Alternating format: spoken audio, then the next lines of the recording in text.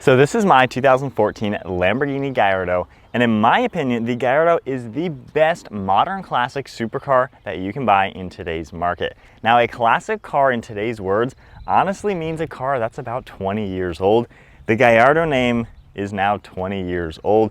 Hard to believe, back at the 2003 Geneva Auto Show, the Gallardo was introduced as a 2004 model year, and Lamborghini went on to produce 14,022 units throughout the 10-year lifespan, coming up all the way to a 2014 model year. The Gallardo started its life with a 5-liter naturally aspirated 10-cylinder engine with 500 horsepower. Over the first generation cars, which spanned from 2004 to 2008, they went from 500 to 520 to 530 horsepower. 2009, they introduced the LP generation cars, which were the second gen cars, starting life with around 550 horsepower from the updated 5.2-liter naturally aspirated V10, and the second gen cars maxed out around 570 horsepower depending on the special edition that you went with. Lamborghini made way more special edition Gallardos than you can even name. But like I mentioned, this was their most popular car for the time. When the Huracan took its place, it took them about 5 years to match production of the Gallardo. These cars also were paired with either a 6-speed manual transmission or the 6-speed e-gear. Now, both of these cars are the same transmission, just one has the gated shifter versus the hydraulic actuation. Moving on to the styling with the Lamborghini Gallardo. So my car is the second generation. You're gonna notice that on the front, the second gen cars have a little bit shorter headlights. They're also a little bit wider. First gen cars, the headlights were a lot narrower and they went closer to the backside of the front bonnet. But you're gonna see the two massive intake ducts to provide cooling to the radiators. The center splitter also directs air to another cooler, and you can see just the razor sharp styling throughout it that Lamborghini is known for. Of course, they are always that wedge shape, very edgy types of cars, and the front end even comes to more of a point underneath that Lamborghini badge just to show you that.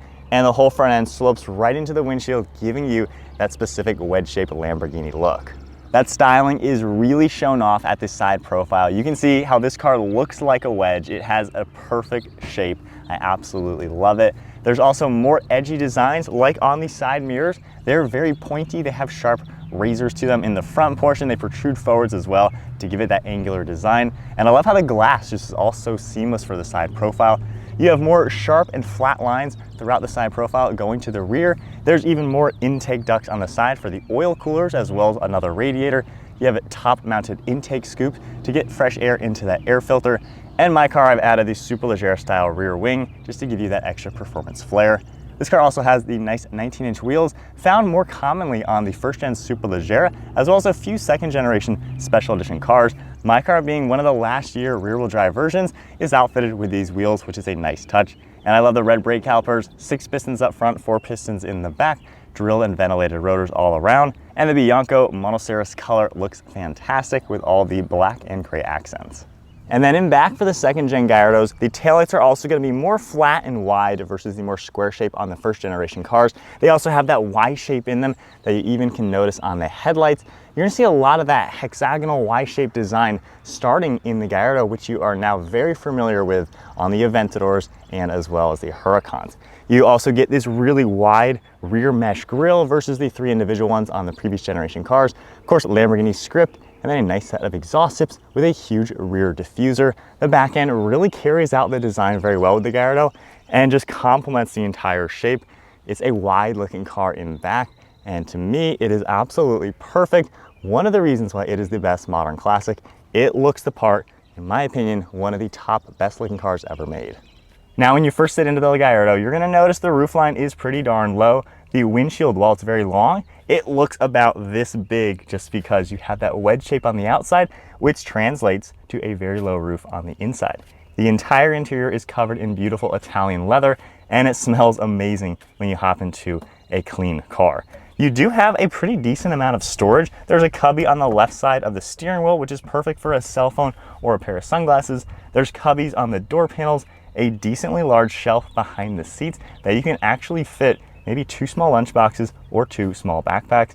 And then there's actually a glove box and a cup holder in the center console. So this car is pretty useful for the day-to-day.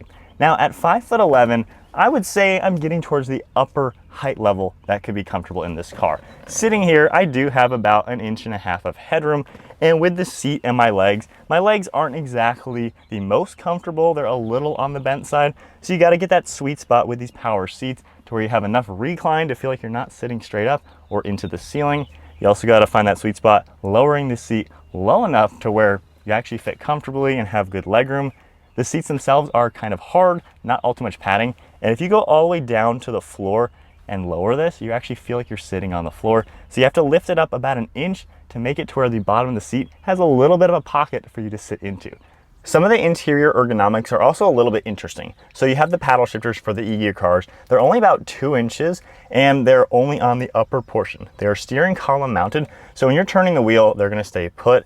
Obviously in the Huracan, they are much larger, still steering column mounted, but when you're turning the wheel, you're able to shift in a Huracan.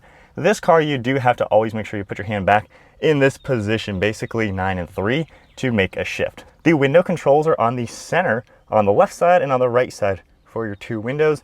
Now, one thing that surprised me, this car actually has garage door openers. There's 3 of them integrated underneath the sun visor. Well, that is a fantastic feature. It is a little odd having it under the visor where you always have to open and close this to gain access. Technology in the Gallardo, it will definitely show its age on an early 2004 or 2005 model year with a cassette player. Middle year cars, there was a CD player. Last year cars and most of the newer ones are going to have a plug in the glove box where you can plug in an iPhone with the lightning port or even a 40-pin iPod. There is built-in navigation, a backup camera as well. Graphics are not the best, leaves a lot to be desired, but at least you can see a little bit behind you. The visibility in the car is actually not that bad. You have a huge windshield, nice corner windows, the mirrors all do a great job. And when you look over your right shoulder, it's really not all too hard to see behind the car.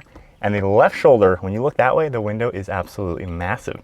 Another cool thing with the production, 2013 was the last year they produced this car, and that was also their 50th anniversary year. So every single Gallardo and Lamborghini at that were produced in that year got this 50th badge on that front window, of course, to signify 50 years.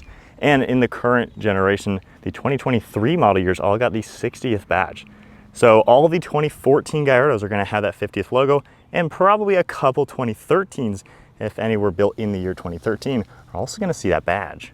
Even the front trunk, while it is absolutely tiny compared to any normal car, you can fit 3 or 4 small bags in here.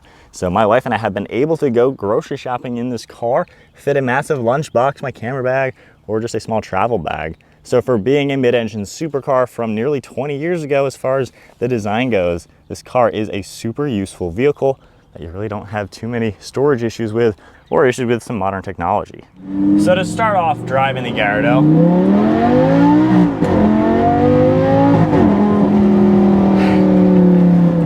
the thrill of this car to me is where it's at. It is just so unique. It is a brutal car in some regards. The way the transmission shifts, the power, the sounds. I mean, this is a very raw to drive supercar, and I love the old school characteristics because you don't get that. You know, the Huracan is a fantastic car, and measurably it's better in every way than this car. However, when you drive that in normal mode, it is very smooth like an Audi S3. And when you put it into sport mode, you can tell the kicking you in the back of the transmission is programmed to do that. This car doesn't have that. It is raw, and that is why it kicks you in the back. It is only one way. So I really love that aspect with this car.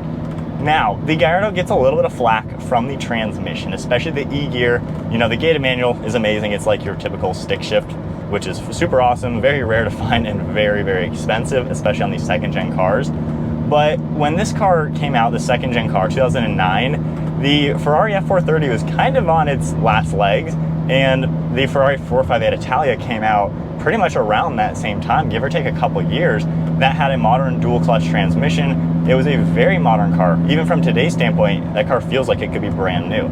So the last several years of the Gallardo, there were more modern dual clutch transmission cars out to where this was pretty outdated. A single clutch that doesn't shift as quick as a modern dual clutch, you know, it's a little bit old of a car. However, when you look at Lamborghini, the Aventador is only now being replaced by a dual clutch vehicle. So Lamborghini has done a pretty good job having older school cars that actually seem to last a long production lifestyle in a more modern world. So it is cool to see that. And I think the biggest flack with this car, because it's not a dual clutch transmission, you know, it makes some people not like the E-gear. To me, if you drive it like it's a manual,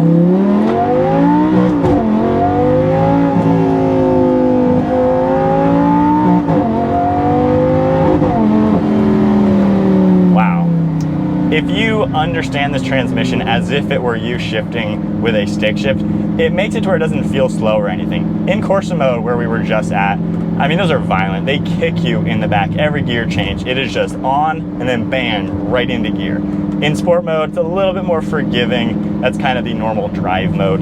If you take it out of sport mode completely, much more lazy,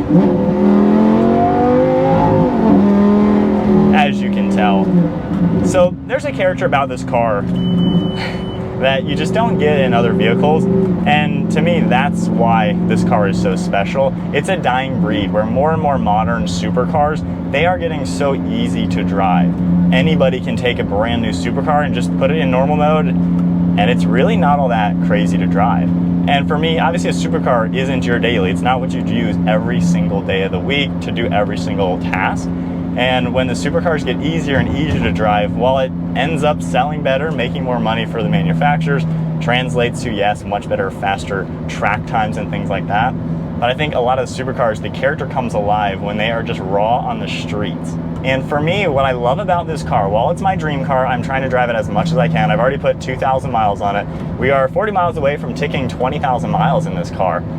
The thing I like is I don't want to drive this all the time, which I know that sounds crazy. I'm a person who doesn't like my car sitting. If a car isn't getting used, I sell it because I don't want a car that's sitting. This car, if I'm a little tired after a long day, I don't want to be taking this car.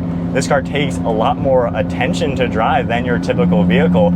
You kind of got to be in the mood to drive it. And to me, I think that makes it even more special because it's already an occasion to be behind the wheel of a Lamborghini, but this car is even more of an occasion because it is so different than anything else. It makes you crave driving it for those certain days, and it's always a thrill. Whether you're driving slow or whether you're driving fast, it is a car that is always just smiles per gallon. Speaking of that, on the highway you get over 20 mpg. Around town I'm getting like 13, but you know, this is not a car you buy to really care about that. It's got a 23-gallon fuel tank, so about $100 fill up from empty, but this car is so much fun. This is a car you just do not care. When it needs gas, you fill it up and you have it blast for another 350 miles until you fill it up again. This car is for the person who loves that edge. They want something where there's sacrifices to actually drive this from the day to day. And when you do use it several days a week and just have fun with it,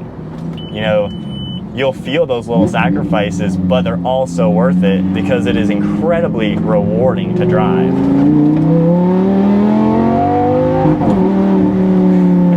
This car beats you up a little bit.